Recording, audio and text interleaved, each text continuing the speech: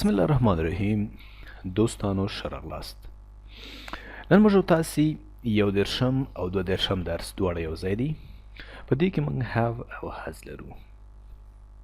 ګورئ ملګرو، تاسو د ګرامر نقطه کې هلته have او has پیدا کړئ. have او has. هلته موږ تاسې د ګرامر په نقطه کې داسې ویلي دي چې have او has چې دي دا to be verbs دي. مګر کوم قسم to be verbs دي؟ to has to be verbs دي.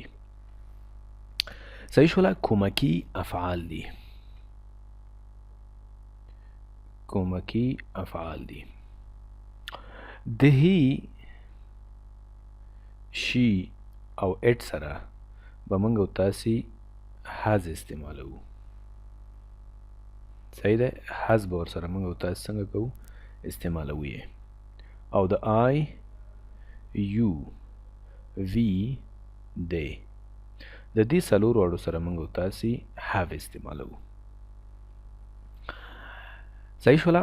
کله چې سوالیه جوړوو have has د هی شي اټ نه مخکې راوړو او همدارنګه have د I you we they څخه مخکې موږ او تاسې راوستلی شو.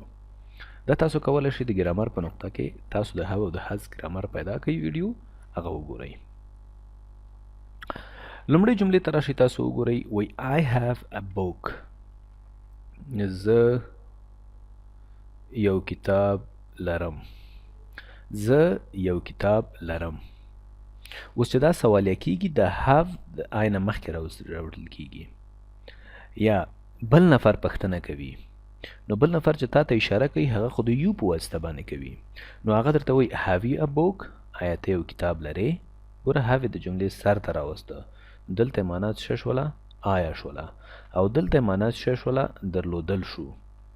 یعنی دا مختلفې معناګانې په جمله کې ورکوي. I have a book. زه یو کتاب لرم. have you a book؟ آیا ته یو کتاب لرې؟ ورته وایي yes I have. هو زه لرم.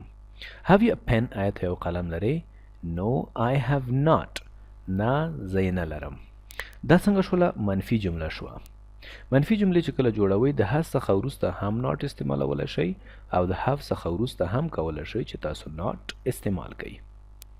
دومه جمله We have pencils. مونږ پنسلونه لرو.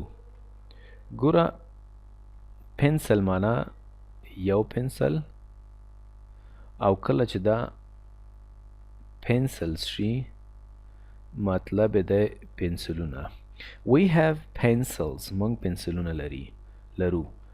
Have you pencils؟ آیا تاسو پنسلونه لرئ؟ ورته وایي yes we have. بیا ورته وایي have you rulers؟ ګوره رولر ویل کیږي خطکش ته، او کله چې دا رولرز شي نو بیا یې معنا ده خطکشونه. Have you rulers؟ تاسو خطکشونه لرئ؟ No we have not. نه موږ یې نه لرو. دریم تصویر ته راشئ. استاد څه وایي؟ They have rulers.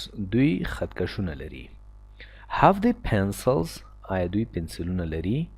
ځواب راغی No they have not. نه دوی پنسلونه نه لري. Have they rulers؟ آیا دوی خطکشونه لري؟ Yes they have. هو دوی خطکشونه لري. موږ تاسې وویلې چې د هی شي اټ سره موږ has استعمالوو. اوس دلته وګورئ عمر has a cat. عمر یو کاغذ پران لري. کاغذ پران صحیح شوله که نه؟ عمر has a cat. عمر کاغذ پران لري. ګوره عمر چې دی مفرد دی، نو ځکه دلته موږ has ورسره استعمالوو. عمر has a cat. عمر کاغذ پران لري. Has he a cat؟ ګوره has به د جملې سر ته راولئ. Has he a cat؟ کاغذ پران لري. Yes he has. هو کاغذ پران لري. دویم سراخان has a doll. doll څه ته ویل کیږي؟ نانځکه. ماشومان چې لوبې ورباندې کوي. ګوډي ورته هم موږ تاسې وایو. ګوډي. صحیح شوه؟ سراخان has a doll. سراخان د جلکۍ نوم دی. وایي سراخان ګوډي لري. has she a cat آیا هغه یو کاغذ پران لري no she has not ګوري دا has not او have not ګوري دا د بیا وایم چې د ګرامر فولډر ته ولاړ شي هلته دا ما ډېر په تفصیل او په ډېر ښه شان تشریح کړي دي دریم has the cow a tail cow غوا ته ویل کیږي او tail ویل کیږي لکۍ ته has the cow tail آیا غوا لکۍ لري yes it has هو هغه یې لري ګوره it ورته استعمال که it حیوان دپاره استعمالیږي اکثره ټیم چې پخوا په لاګز پخوا وختونو کې به موږ او تاسې ویل چې it صرف د objects یا د بېجانه شیانو دپاره استعمالیږي خو نه it کیدی شي د انسان دپاره کیدی شي حیوان دپاره او کیدی شي نبات دپاره استعمال شي اوس دلته وګورئ it د غوا دپاره استعمال شو غوا جان لري که نه غوا خو ژوندی شی دی که نه صحیح شوه نو yes it has هو لري has it a hat خولۍ لري